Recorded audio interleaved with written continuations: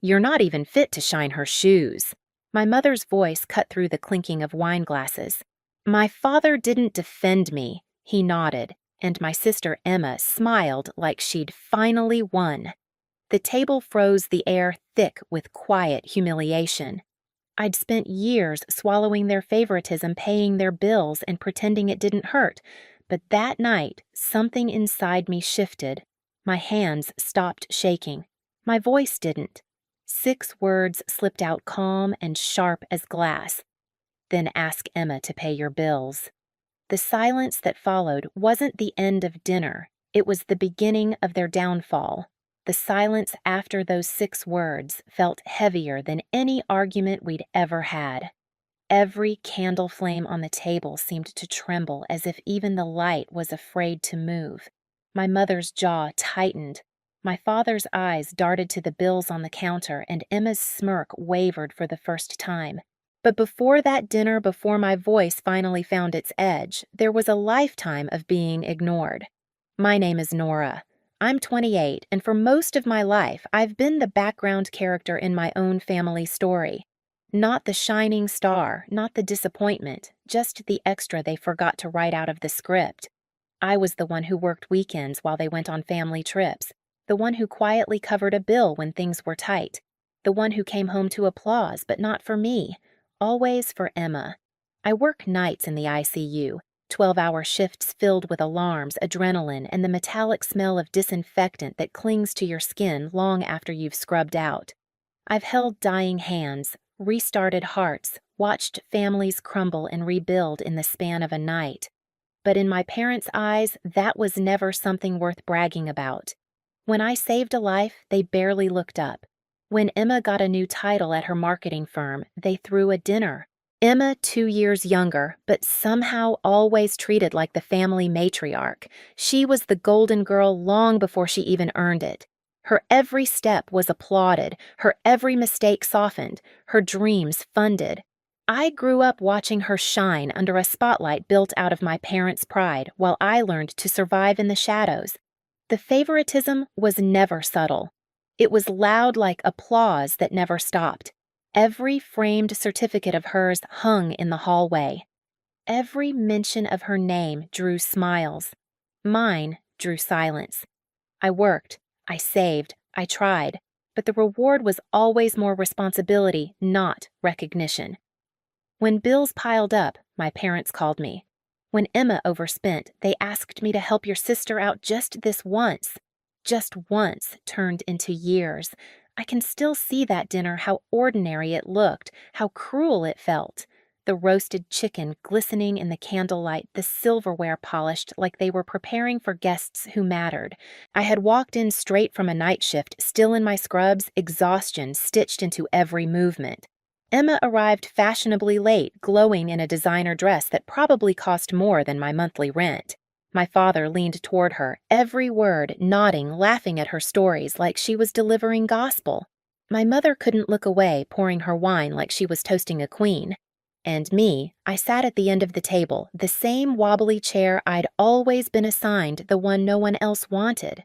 That night, I remember thinking, this isn't new.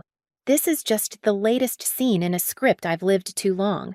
But I didn't know yet that it would be the last one I'd play quietly. The pattern had always been predictable. Emma soared, I supported. She got praised, I got tasked. But the cracks were forming even before the blowout. It started as it always does, with small humiliations, the kind that slip under your skin because they're too minor to confront.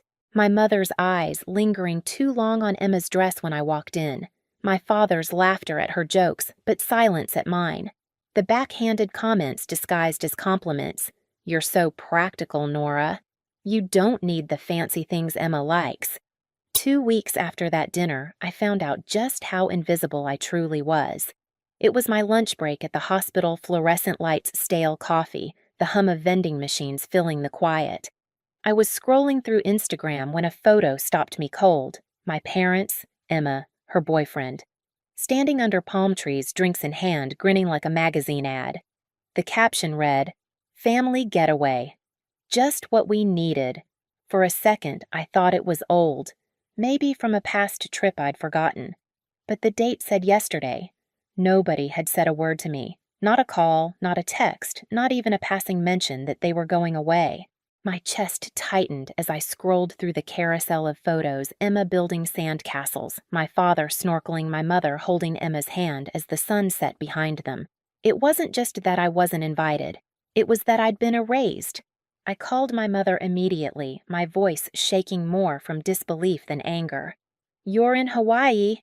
She sighed, her tone light, as if I'd asked something silly. "Oh, Nora, we didn't think you could get time off work. You're always so busy saving lives. You didn't even ask," I whispered. "It was last minute," she replied breezily. "Emma needed to relax after starting her new job." "You understand." I hung up before the lump in my throat turned into tears. Hours later, Emma texted me. "Sorry, thought you knew. You're always working anyway." That was the moment it hit me they didn't forget me. They excluded me. And somehow they still believed I'd understand. But the real humiliation came later on Emma's birthday. They rented out the most expensive restaurant in town, crystal chandeliers, soft jazz wine that cost more than my paycheck. I arrived straight from another shift hair, pinned back my best dress, still looking out of place among rows of designer gowns. Mom stood up, glass raised. "To our Emma," she said proudly. "She's always had the drive, the focus, the future. Some people are just born to succeed." The room erupted in applause. I forced a smile. Then Mrs. Chen, one of Mom's friends, leaned toward me. "And what about you, dear? What do you do?" Before I could speak. My father chuckled. "She's still finding her path. Works in a hospital or something. But Emma's really going places." The words stung more than I expected. I wanted to scream, "I save lives." But instead, I raised my glass, swallowed the bitterness, and smiled. That night, as the laughter echoed around me, something inside me quietly snapped. It wasn't loud, it wasn't dramatic, but it was final. And that was the moment I realized this wasn't just favoritism anymore. It was warfare disguised as love. The birthday humiliation could have been the end of it. I could have swallowed the shame one more time, buried it beneath exhaustion and quiet acceptance. But life doesn't always let you stay numb. Sometimes it hands you the truth in plain sight and dares you to look. It happened a week later. I was helping my mother sort through a pile of bills at her kitchen table like I'd done dozens of times before. The blinds were half closed, sunlight slicing across stacks of envelopes. She passed them to me, absent-mindedly. Utilities, credit cards, mortgage statements, talking about Emma's latest promotion while I tried not to flinch at every mention of her name. Then I saw it. A thick envelope with Emma Lawson printed neatly across the top. Student loan statement. I skimmed the pages once, twice. Then my eyes caught the red stamp at the bottom, paid in full. Every single one. At first I thought I'd misread it. I flipped through the other envelopes, 5 more, all with the same bold letters. Paid, cleared, gone. Nearly $45,000 wiped clean. My stomach turned. I flipped to the payment history. The account number looked familiar, too familiar. I grabbed one of my old deposit receipts from my wallet and lined them up side by side. The numbers matched. I froze. The money wasn't Emma's. It wasn't my parents'. It was mine. My voice trembled when I finally asked Mom, "Did you use my payments?" "The money I've been sending every month for the mortgage?" She didn't even look guilty. Her voice was calm, almost bored. "Emma needs to focus on her career, Nora. She shouldn't have to carry debt when she's building her future." My throat tightened. And me. I've been drowning in my own loans, picking up extra shifts, tutoring after hours. "You have stability," she interrupted as if that excused everything. "You're responsible. Emma's path is different. You can handle more." It took a second to realize I wasn't breathing. My hands were shaking so hard the papers rustled. "You took my money to pay her loans." My mother's tone sharpened, her patience thinning. "Don't be selfish, Nora. Everything we do is for the family. When Emma succeeds, we all benefit." That word selfish cut deeper than I expected. It was the word they'd always used to keep me in line, to make me small. That night, I sat in the break room at the hospital, long after my shift ended, the buzz of fluorescent lights filling the silence. My notepad lay open on the table, a list of figures scrawled across it. Numbers I couldn't unsee. That's when Jennifer, our charge nurse, dropped into the seat across from me. She didn't bother with sympathy, she never did. "You're bleeding yourself dry for people who don't even see you," she said quietly. "That's not family, that's exploitation." I handed her the notepad. "I've been sending them money for years, for the house, the bills, even Emma's tuition." She did the math faster than I could. 47,000, she said finally, her voice flat. "That's what they've taken from you." The number hit like a punch. All those shifts, all those nights I went home too tired to eat. My sacrifices had been rerouted to fund my sister's perfect little life. I remember staring at that total for a long time. It didn't make me cry. It made me still, because once you see a pattern clearly, you can't unsee it. That was the night I stopped being their safety net. The first missed payment went unnoticed for a week. Then the phone calls began. My mother called first, her tone sugary and brittle. "Sweetheart, I think there's been a mistake, the mortgage payment didn't go through." Then my father's voice followed, full of accusation. "You know this family depends on you. Don't you dare make us look irresponsible." Even Emma chimed in a few days later. Her voice sounded small, almost guilty. "Mom's freaking out, Nora. Can you just handle it? Please. You know I'm under a lot of stress with work right now." That word again, stress. I almost laughed. I'd spent years living on caffeine and adrenaline patching together other people's emergencies. But the moment I stopped patching theirs, they fell apart. That's when I made my decision, calm, strategic. I called my mother and said, "Let's have dinner. Saturday night. Let's talk about contributions." There was silence on the line, then relief. Of course, she said, already confident she'd won. "We'll cook something nice." They thought it was reconciliation. It was preparation. The days leading up to that dinner, I worked my shifts, paid my own bills, and built my evidence. Every transaction, every receipt, every transfer I'd ever made into their account. I printed them all organized neatly in a folder thick enough to snap their illusions in half. Saturday came. My mother cooked like she always did when she wanted control. Roast beef potatoes, green beans glazed with butter. My father opened a bottle of expensive wine he couldn't afford without me. Emma arrived last, glowing her engagement ring, catching the light like it had something to prove. I sat down quietly, the folder beside me. My heart didn't race. My hands didn't shake. For once, I wasn't the nervous one. Dinner started the way it always did, forced laughter, small talk, a performance of family unity. My father eventually cleared his throat, signaling the discussion. "Nora," he began, voice firm but rehearsed. "We need to talk about responsibility. You can't just stop contributing because you're upset. This family relies on you." My mother leaned in, her tone sharp but sweet. "We all have to make sacrifices. Emma's at a crucial point in her career. When she succeeds, it lifts us all." Emma smiled faintly, as if her life depended on it. Then my mother said it, those same cruel words she'd thrown at me weeks before, except now they landed differently. "You'll never be as good as your sister." The table went quiet. Even the clock seemed to hesitate. I pushed my chair back slowly, steadying my hands on the table edge. "Then ask Emma to pay your bills." The words cut through the room like a scalpel. The wine glasses stopped midair. And in that silence, so sharp, so absolute, I knew the performance was over. The silence after my words stretched like a fault line. I could hear the faint ticking of the hallway clock, the hum of the refrigerator, even the soft crackle of candle wax melting down the wick. No one moved, not even Emma. I reached into my bag and pulled out the thick folder I'd been carrying for 2 weeks, the quiet weapon I'd built page by page. I placed it in the center of the table and opened it slowly. Paper whispered as I laid out the evidence transfers, bank statements, loan receipts, a mountain of truth in black and white. "I've paid $47,000 into this family in the past 2 years. I said evenly. The mortgage, Emma's loans, her car, even her credit card debt. Emma blinked, stunned, her mouth parting like she was about to deny it until she saw her name printed across every page. Her voice broke first. "Mom, Dad, I didn't know. I thought you were helping me." Of course she didn't know. That was the point. They'd kept her polished and guiltless while I carried the weight for all of them.